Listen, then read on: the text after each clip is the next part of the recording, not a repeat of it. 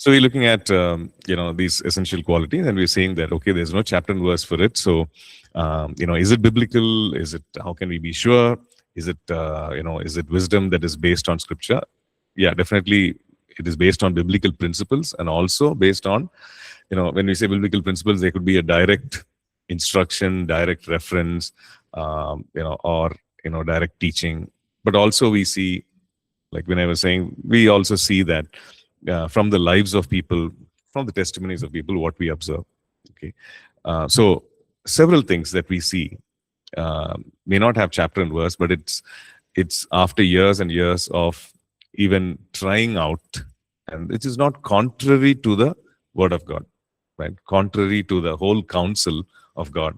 It is not contrary, means it's not opposing the character and nature of God, right? The general wisdom that is in the word of God. So therefore we can apply it in all of life situations, especially when it comes to ministry and so on, right? Okay, let's look at the last three, right? The last three qualities. Number 15 is selflessness, being selfless. Okay, so selflessness means that you are not putting yourself at the center of everything. Okay, so we're not asking that question.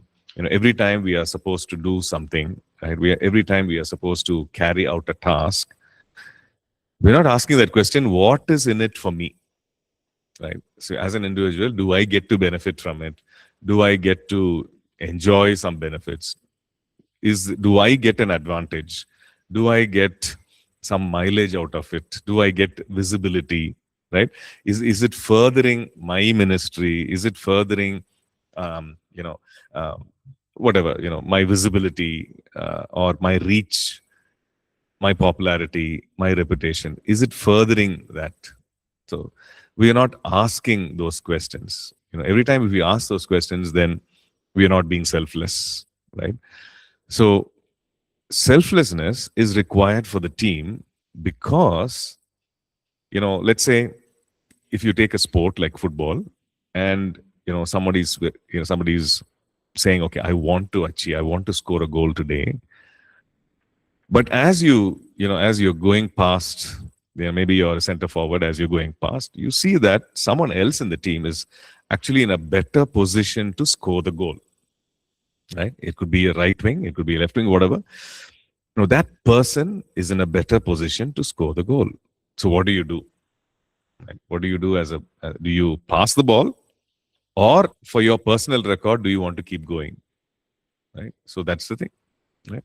So in a team sport, or for the team to succeed, we need to be selfless. We need to even forego our personal record, our personal achievements, in order for the team to succeed. Right? So that is selflessness. So how does the team succeed? Team succeeds that, okay, the other person is in a better position to score. The other person is in a better place to take the team forward, and so I'm going to pass on to him or to her. So that is what it is. So, the spelling of the team, how do you spell it? T-E-A-M. Is there an I in it? T-I-A-M? No, that's the wrong spelling. So, as a figure of speech, we just say that it doesn't have an I, right? It doesn't have an I in it, meaning that, yes, we are all individuals, unique, special, but when it comes to a team, we actually become invisible, right? We are there for the cause of the team, right? Especially in a choir, this is what we say, are you able to sing so that you can hear the other person, right? Loud enough, but you can hear the other person next to you. It comes out, that unity and selflessness comes out when we sing in a choir, right? You should be able to hear the other person next to you, and even as you sing out loud enough, right, for your voice to be heard, right? But if it's so loud that you can't hear the next person, then that means there's something wrong. We have a chance of making a mistake because you can't hear the other person. You could be singing a part which has to blend with the person standing next to your left or to your right, right? So it doesn't have an I. What are other qualities? Be generous. Right? Be generous. Avoid strife and unnecessary conflicts and politics, right? Avoid strife. Now, whenever there is a group setting, there is possibility of a strife. Strife is what? Quarreling, right? Strife is a relational friction. That possibility is always there. Why? Human beings fallen. But apart from that, all of us, if you go to a restaurant, will all of you eat, order the same thing? Right? A simple thing like breakfast, there are 10 things in the menu. Right? Will you all order the same thing? No. Right? All of us have our personal likes and dislikes. Right? We have our strong desires, strong personal likes and dislikes. Okay, your favorite color is not my favorite color. Right? So things like that. So we have individual likes and dislikes. And because of which there could be a relational friction, right? It is just there. So we need to learn to function together, learn to work together, despite our very strong opinions and strong likes and dislikes, right? So because we are, we might be strongly opinionated, and some personalities are very strong. Say, hey, what I say is right. We are so convicted. We are people of very strong conviction, right? We have reason, evidence, proof, experience, observation, everything, and saying, hey, what I say is right, right? So don't do anything else. But in a team setting, the same thing. You might be a person of very strong conviction, right? The same thing. How do you convey it? Strong conviction is correct. You need to be people of very strong conviction. But how do you communicate it? How do you convey it? Right? Do you say in such a way to make that other person feel very small, or to make yourself, as right in all situations, as the one who's always big, or do you do it in a very participative way? Do you ask questions, right?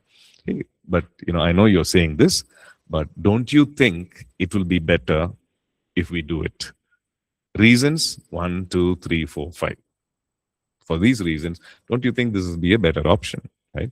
That causes the other person to also think, examine, and arrive at it. So it's definitely something that we need to learn in order to avoid internal strife. Right? Well, sometimes we should not major on the minor things. What do we mean by that? There are certain small things that we can just let go. Right? We don't have to be right all the time. These are small things. These are not critical. This doesn't have to, it's not a matter of life and death. Right? If we go to, some other place instead of this, if we spend it, if we choose some other mode of transport, it's not a matter of life and death. Right? So we're saying, okay, fine, this time I will just let go. Right? So we don't have to major or give a lot of importance and a lot of emphasis on the minor things, right? We can actually let go, right? And that also helps us to avoid strife and avoid politics. When we say politics, we're talking about a political spirit, right? A political spirit, is politics good or bad? When you say politics, what does it mean? It has yeah. Why does it? Because of the experience, right? Because of, when we say he's a politician, and that means he's going to say things, do things, and that's a general impression that he's coming to get the votes. Once that person gets the votes, after the election, they're going to forget, right? They're giving some benefits. Why? So that they can be benefited, right?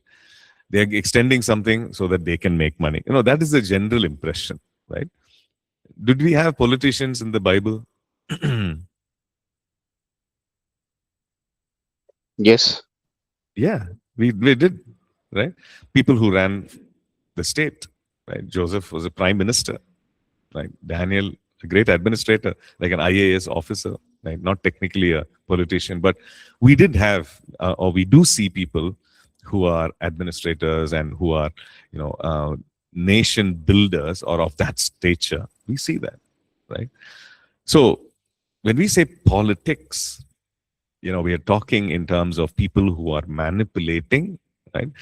Having a political spirit in terms of maybe saying certain things for the sake of, for it may not necessarily, I may not be convinced, and what I'm saying, I may not practice, right?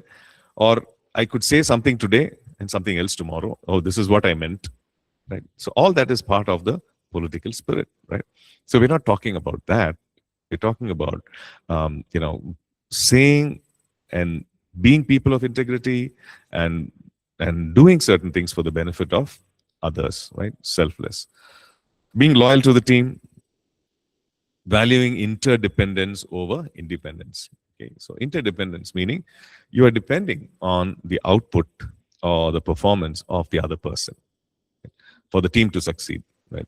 All of us are going to work hard, but you are dependent on the other person to certain extent, so that what they do helps what you do. Right? If you take the human body, the organs are interdependent, right? Like, for example, the heart is dependent for the blood flow. The heart is dependent on all the veins and the arteries to convey the blood to the heart, right? The veins and arteries, they through which the blood flows to the heart, and the heart functions. And if there is a block in the artery, the heart has to function even more. It has to do double the work in order to make sure that the blood is pumped throughout. And that is why the heart becomes weaker and there is stress on the heart, right? And all these complications happen. But the thing is, there is interdependence in the way God has created us as a human being, as a human, as a human body, right? Similarly, the hands, the feet, eyes, ears, everything is interdependent so that we can function well. So in the way we are created itself, we see that there is interdependence. Right? One part supplying strength or working in coordination with another part so that the body can function well. Right? And Paul uses the human body as an example, right? In 1 Corinthians 12, he uses the human body. He says, the eye cannot say to the ear, I have no need of you. Or the ear cannot say, or the hand cannot say, I disqualify myself because I'm not like the eye. So I'm not needed. No, right? So that itself shows that in the way God has created us, there is interdependence. And therefore, as teams, people who are working together, we need to be interdependent, and we value that over independence, right? So which means that independently we need to perform, we need to function, but we value interdependence. Okay, so how can we increase this quality, or how can we build this quality of selflessness? Give secretly, meaning give of yourself, help others. You don't have to make a big noise about it, right? Today, unfortunately, and more so because of social media, whatever small things we do, we want to share. So there's nothing wrong with social media, right? Something good is happening in your life, you want to share. Something bad has happened in your life, hey, you want to share with others. Hey, today was not such a great day. Some achievement you want to share, right? And that's why we use social media. But what happens is, even if, right, some things that we do, or some things that we have, small things, we want to make sure that others know about it. Right? Why? I want to be appreciated, right? And we look at the thing and then we see that, hey, nobody has liked this. We feel so bad, right? And we repost it. Or somebody says something, good about you, and you repost it, right? Again, I'm just saying that, it's okay. It's not wrong. But then the motive behind it, right? If you're craving for that kind of an approval, then it's going to be bad. It's going to be wrong, right? So when it comes to selflessness, if you do it, even if nobody's noticing you, even if nobody's applauding, Even if nobody's saying, hey, that was a great job, fantastic. Oh, you arranged the chair so well. Oh, you cleaned the place so well. Nobody's saying it, right? Uh, Nobody's approving, nobody's applauding, right? Just go for it. Just go for it. Don't do it in such a way that, oh, I need to be noticed, right? I need to be noticed. I need to get recognition. I need to be promoted, or I need to be applauded for this. I need to get a prize for this, a reward for this. So when we do that, what are we doing? We are building this muscle called selflessness, right? This quality. So naturally, you're not expecting anything, but you are being selfless, right? If we are on the other side of always doing something so that we can get something, that gets destroyed, right? And the team gets to benefit from our selflessness. Okay. Second one, in order to build selflessness, take a subordinate role. Meaning you maybe for some particular project, you might be the team leader, but you do something. You serve others, right? In it, you say, okay, can I do this so that your work becomes better? Right? How can I help you? Take a role that is subordinate, which means it's like a step down, but you do that, right? Promote others, right? Give credit to others, not as a falsehood. No, not we're not giving credit to others where somebody did not do the work and you're giving credit. No, if somebody did it, you recognize it, you give credit for it. You promote them, you speak highly of them. So all this and more really helps us to be selfless, right? And if we don't have the quality, it helps build that. And we can also, by example, we can show that this is a culture in the team, being selfless, right? So everyone also, when we build a culture, it becomes contagious, meaning they also see it, observe it, and they say, okay, this is something I can do, right? This is something that I need to do. And it becomes a healthy culture in the team, right? Okay. Now, the challenge is, if some people don't learn selflessness, if some are not learning and we are the only people who are selfless, what do we do? Just want to ask.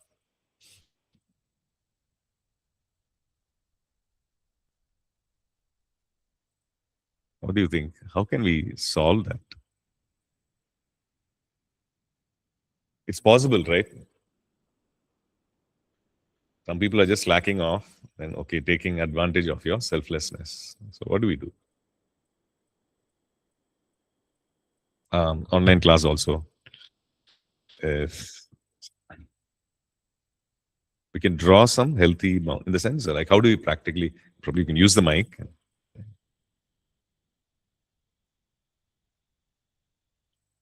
Um, um, so in a team, if you are the one who's selflessly doing things, going beyond Yeah. the thing, uh, even in that we can draw a boundary saying that after this time Mm.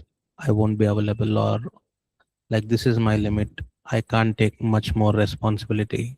So some like that we can draw some boundaries so that the team is also aware of it. And Mm. even if they are not selfless, they can take it up when I say like I can't do much more than this, Mm. or this is my limit. So that way we can that other person can take up. So if we keep doing and then complain about it, then it's our Mm. like we are not being selfless. Like again, it's like we want others to see and appreciate us. We have to draw some healthy boundaries. Yeah. So it becomes self-defeating, right? It defeats the whole purpose of selflessness. Yeah. So yes, we need to be selfless, right? But if that is being exploited, right? So if that is being exploited for somebody's benefit, when we say selflessness, we are saying that, okay, I'm doing these things so that everybody gets to benefit out of it. Yeah. But if that is being taken advantage of and exploited, where others are not contributing, okay, then definitely we need to share that expectation, right? Which means that whole expectation that the whole team needs to be, contributing and being selfless, that is not being met. right? So, which means that as a team leader, we need to mention that. We need to actually define that, share that expectation. If we are team members, then like what we can do is we can share and say that, hey, I'm continuing to be like this. I will continue to do this. Right? It's not that I'm going to stop. Right? But the others also need to chip in. The others also need to extend. You can't stop. You can't slack off because I'm doing this. I'm going extra. I'm doing the extra bit. You can't slack off, right? So that has to be communicated. Otherwise, we will silently suffer. Inside we are, and what happens is over a period of time, there is frustration and bitterness. Right? You are frustrated. Why is it? I'm the only person doing this. Why is nobody contributing? Why is nobody, taking the effort? Right? So we don't want that. Right? We want things to be healthy. So the thing is to speak up. The thing is to communicate. Okay. A lot of things, good things happen when there is fearless communication. Fearless meaning not proud and arrogant, but polite and firm. Right? Loving communication. At the same time, you communicate fully. Don't hold back that 10%. Don't hold back that 5%, because that's the one which actually makes the difference. Right? Okay. Next one. Next quality is to be solution oriented. Okay. Now, Henry Ford cars manufacturer, right? So Henry Ford has this saying: "Don't find fault, find a remedy." Okay. Don't find fault, find a remedy. Which means that don't stop by just finding the mistake. Okay. So how can we find a solution? How can we find an answer? Only when we know there is a problem, right? Which means, yeah, problems will be aware. We can actually find out, but find a solution. Meaning, what is the answer for it? How can I solve it? Don't stop by just knowing what the problem is, and also go beyond that and find the solution. Right? So problems. When there are problems, how do we face problems? Right? Like there's this story. They sent two salesperson, okay, to one place to sell shoes. Right? The salesperson number one goes and goes to that place. He's supposed to do a survey of the market and find out whether this place is good for this particular shoe. Okay, so he goes there, does a survey, goes to various places, students, and he comes back and he says, "This place is the worst place. It has no potential for shoes. Based on my observation, no potential for shoes." Then they ask. Then the second person comes. He says, "Oh, this place has great potential for shoes. Fantastic.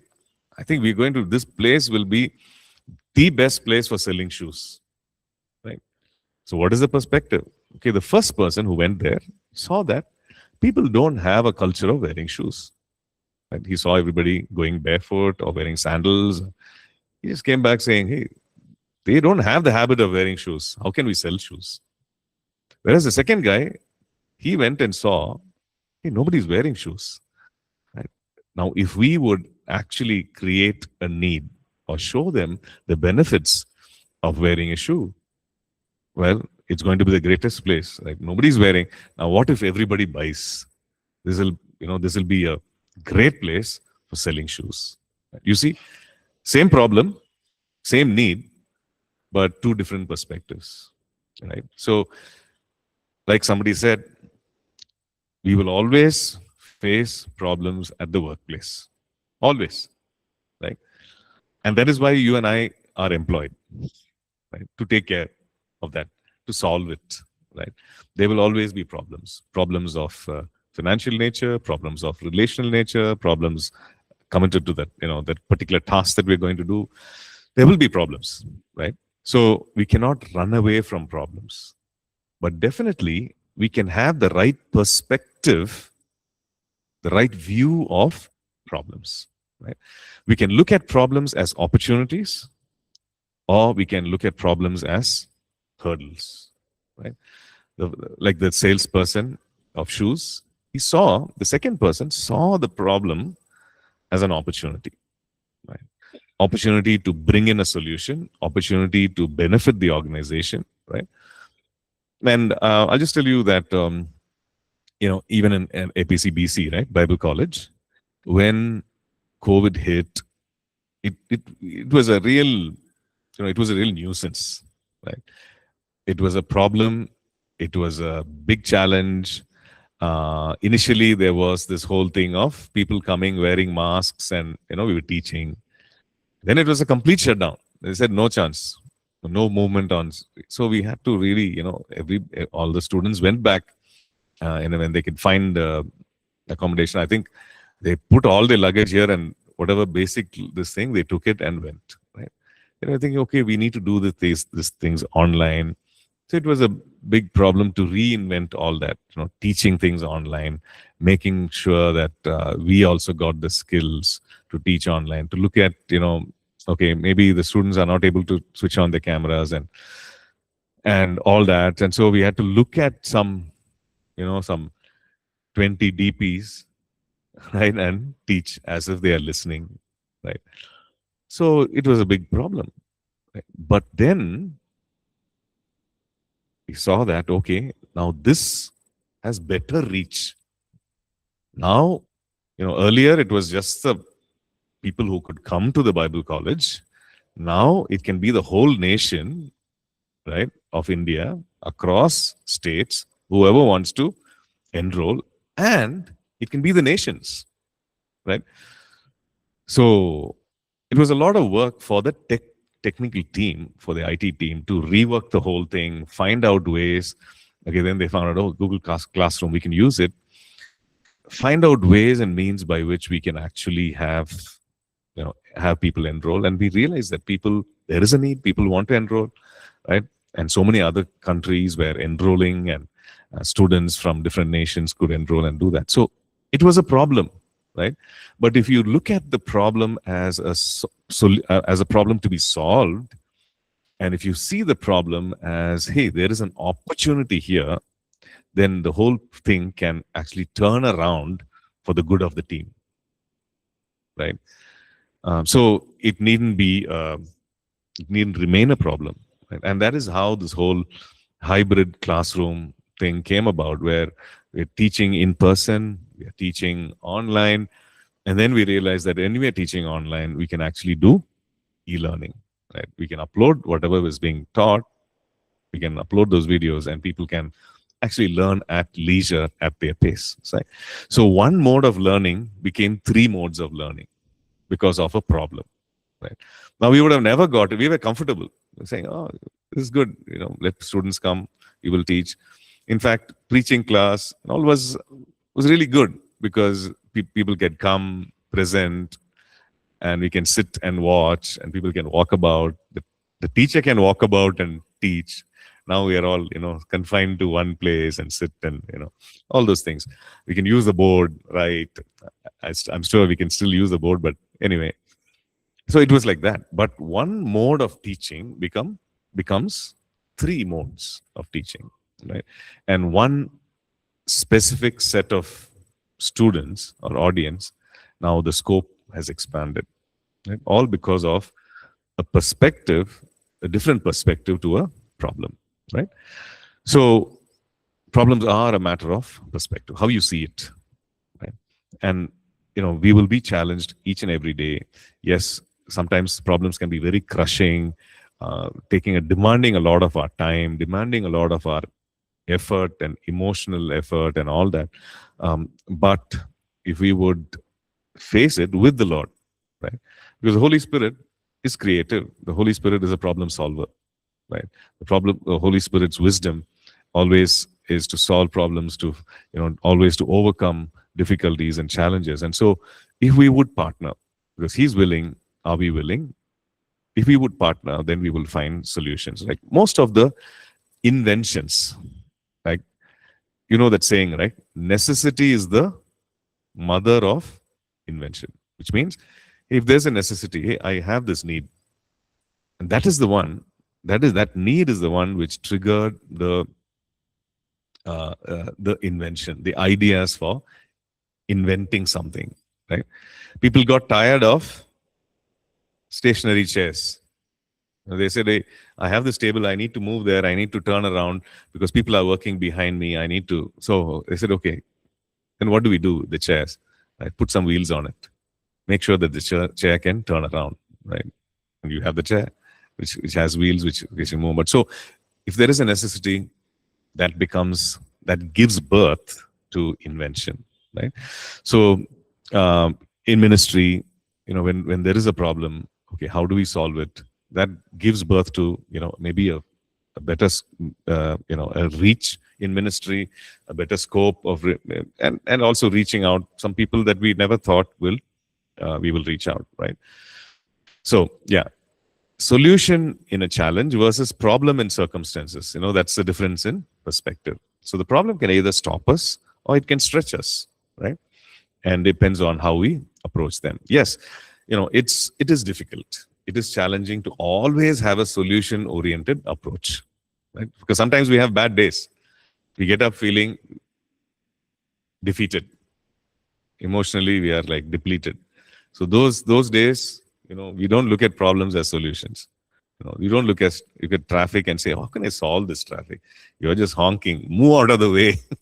Right? I need to get to this place on time. You're not thinking like, okay, how can I solve this? How can I help this person? We're not thinking like that. But the yeah. So to be solution oriented, okay. If there was a problem that was given up, pick it up and don't give up. Solve it. Try to solve it. Sometimes problems will not be solved at one go, right? You're thinking, okay, how can I solve it? You're sitting, discussing. It won't be, the solution is not there, right? So we might have to put it on the shelf and again face it another time. Pick it up another time. Okay. Sometimes we might have to just rest, sleep over it, right? And early in the morning, you might get the idea, right? So don't worry, right? But you have that mindset. I need to solve it, and I need to solve it quickly. But I'm not right now. I'm not able to. I'm going to pick it up when I can, right? So just imagine if everybody in your team has that approach. Hey, we need to solve this. We need to make sure that this particular problem is solved, right? Um, so if there's a problem, pick it up. You might not be able to solve it at the first go. That's okay, right? Refocus thinking on solving the problem. Rethink strategies, right? Sometimes we take one approach to solve a problem, right? For example, okay, you have a pencil, you have a pen. How many uses can you find for that pencil right now? Right? If you can write down, okay, how many uses do you have for that pencil? Can you try? Okay, just write. You have a pencil or a pen, okay? How many uses can you find for that pencil? Okay, just write down, or if just think about it. How many uses? First uses, of course, you're using it to write, right? What other uses are there for that pencil? You write it down, right? Think of it, write it down.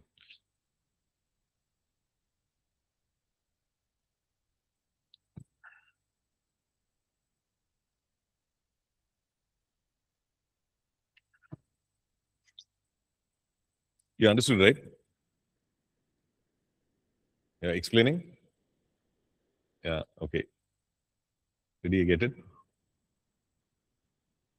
Yeah. What are the different uses of that pencil, right? Okay. Just think about it. Think creatively, think out of the box. What can I use it for?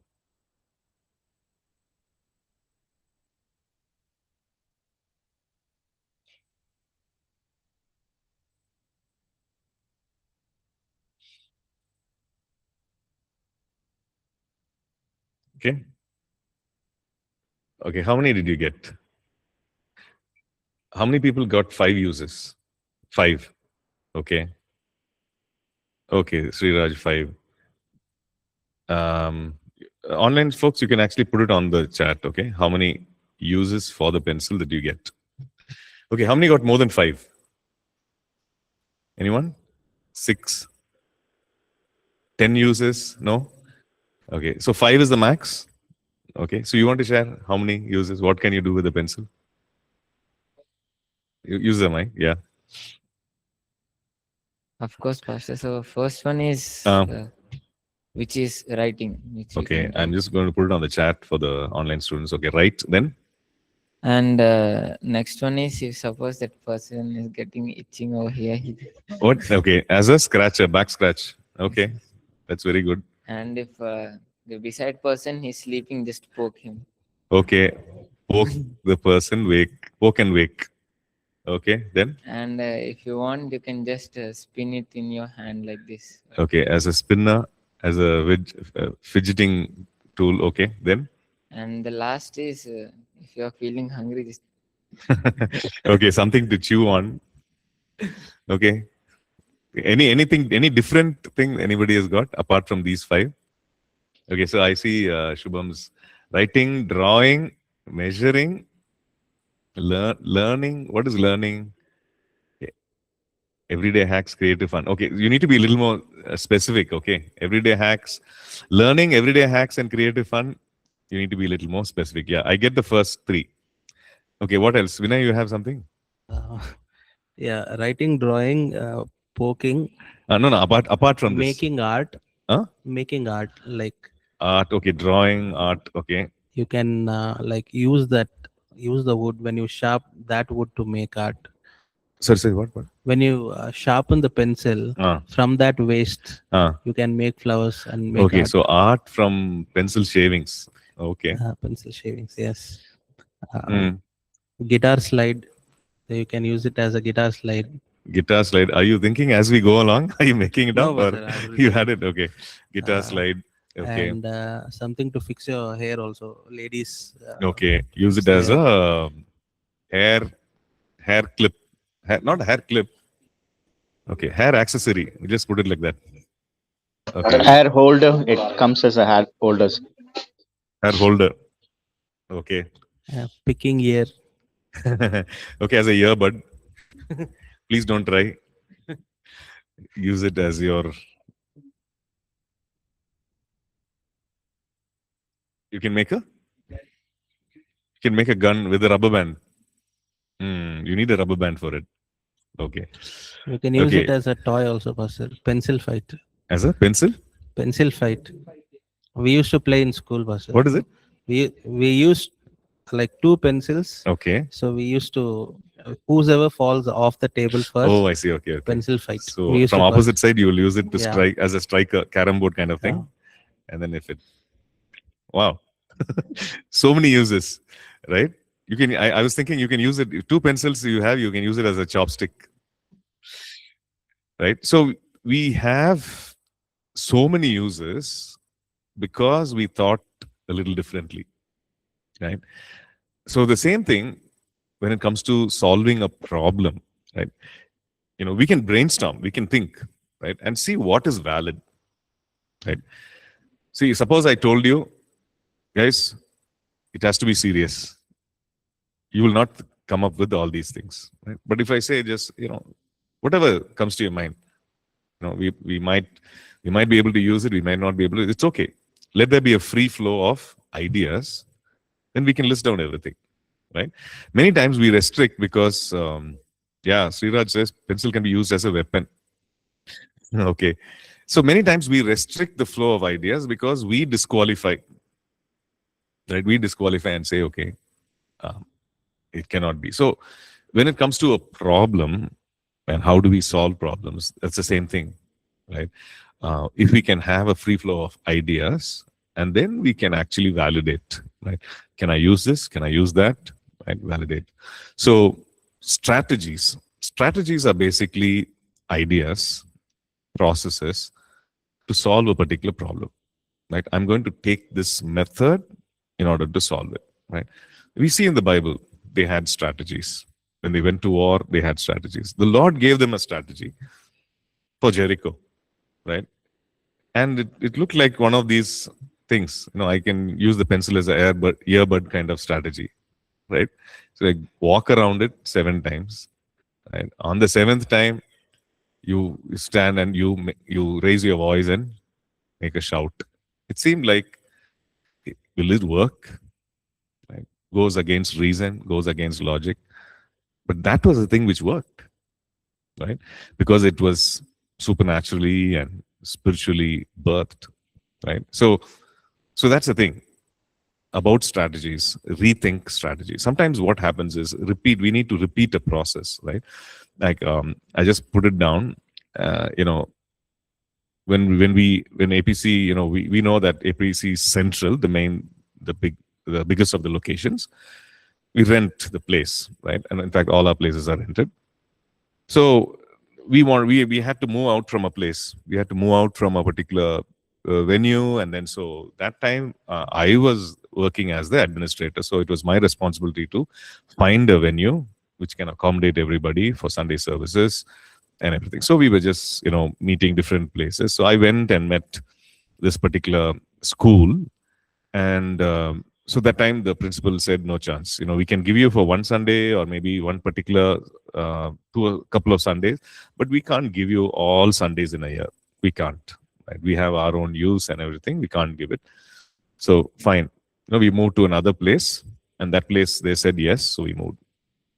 So from that other place also we had to move after, let's say, 4 years or something. We had to move. So that time I thought about this particular school which had refused. Right? So you're thinking, oh, they had already refused. Should we go back? Right? But then we said, okay, let's try. Right? So, but I wanted to play it safe because I didn't go because I had already met the principal. I sent someone else. But when that person went and met the principal and asked for the venue, it was a different principal. That other principal had already been transferred somewhere. So this principal was there, and this person he actually wanted to generate revenue for the school through renting out the auditorium. So he was very welcoming. He said, yeah, definitely. When do you want to start? We want some storage space. Yeah, no problem. We'll give you. So, if we had said, hey, we had already went there once. Now, if we try again, they're going to say no. Let's give it up. We would have missed out on. I think we stayed in that place for about 8 years or something, 8 or 9 years, right? We would have missed out on those 9 years of peaceful, use of that space. Right? It had a ground for parking, all those things, right, which come with an educational institution. So the thing is, so what is the lesson? Repeat a process. Doesn't matter. You've tried out something. It didn't work at that time, in that season. Maybe the circumstances were different, right? No problem. Try it out. Try it out another time. Maybe you're in a different season, different environment, different circumstances. Repeat it, right? You might solve the problem, right? Okay. So the team needs to be solution oriented. We need to be solution oriented because understand that problems are a reality and we are there in the team to solve the problem, right? Okay. Last one, tenacious. What does that tenacious mean? Tenacious means to be tough, right? Don't give up. Work with determination. Don't wait for things to happen. You start working. You start doing it. Okay. I remember, seeing this this poster in the gym. It says, "Don't stop when you feel tired. Stop when you're done." Right? Stop when you're done. When you completed the job, that's when you stop. So sometimes there are many things that force us to give up, right? Discouragement and so many other things. Emotionally, we don't feel like it, etc. But don't give up. Be tough. Tenacious is to hold on, right? So how do we develop this quality? Work harder, but also work smarter, right? Which means if it takes 10 steps to do certain things, hey, how can I do it in 2 steps and get the same result, right? Is there a way of is there some tool that can help me, right? Is there like an Excel sheet that will help me? Work smarter, right? And of course, qualities like integrity and purity and punctuality. Don't give up, don't compromise. And sometimes it helps if we make the tasks itself like a game, right? Like a competitive thing. So you're having fun even as you are going about your work, right? Doing it. It's like a competitive game, like a sport, right? So these are some qualities, 17 of them. I'm sure there could be more, but these are essential qualities for building a team, right? For having a team, for building a team, and making sure that that team is a high performing team, right? So this is a list that you can go back to, use it as a checklist, right? Maybe you find yourself a year from now, 2 years from now, you're handling a team, and so you can always go back, and check and see, okay, what are some qualities which I need to build in my team, right? And you can take it and then use it, right? Okay, so with that, we come to the end of Christian Leadership course also, right? So thank you. God bless. I think we've uploaded the quiz, right? You've seen it, right? So prepare for it and you can, finish the quiz. And there's one more quiz which will come in the third week of April, right? Okay. In the meantime, I'll just see, like, even for this class, for both inner wholeness and for this, we'll see what else can be done, right? When we have a few more classes, a few more hours which are there, we'll see what can be done, right? Thank you. God bless. Bye. Thank you, sir. Right. Thank you, sir. Pastor. Hello, Pastor. Yes, Wangi.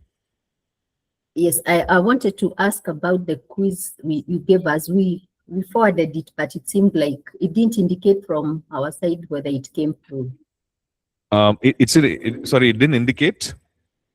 From our side, whether it came through. There was no indication, there was no sign that After submission, it didn't. It usually goes for the score point, but it didn't go for the score point. Then when we opened up again, it is coming for the new quiz. So I thought it was already submitted. Okay, maybe it's a settings issue. Yeah. So normally there's no problem with it. I will check it. I'll check it. Both the things I have done it. Both the quiz has been done, so. But the submission point, after submission, it is not showing whether we have submitted it or not. Okay. Yeah, I think maybe it's just a settings issue. Maybe one of the settings. So, but it would have definitely, if you receive that message that it's been successfully submitted, or something on those lines, it's fine. There's no message. There was no message coming through. There's no message, is it? It will come as a last screen. Okay, let me check. And if there's an issue, I'll put it on the stream. It should not be. I believe. Sure, sir. Very kind of you. I'll let you know. Yes, thank you. Thank you. Okay. Right. Bye-bye.